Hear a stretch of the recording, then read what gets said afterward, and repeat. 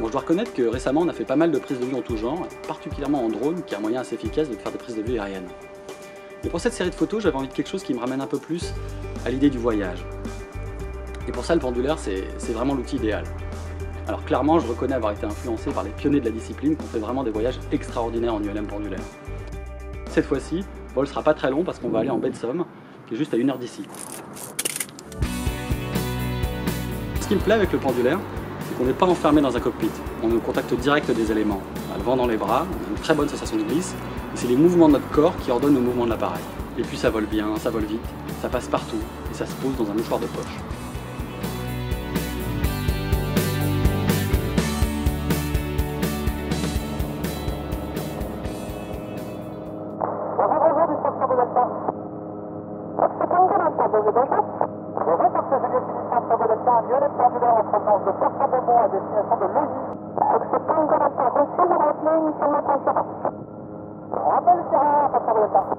Après, faire des photos en vol, c'est pas forcément si simple.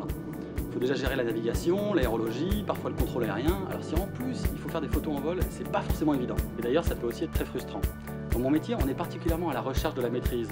On contrôle la lumière, on soigne ses cadres, on réfléchit beaucoup, on parle beaucoup aussi. Quand on fait des prises de vue aériennes, il faut un peu tout rapprendre. Il faut accepter de rien maîtriser. Ok, on arrive à la baie de Somme. 7000 au transpondeur, on monte la fréquence, au revoir madame.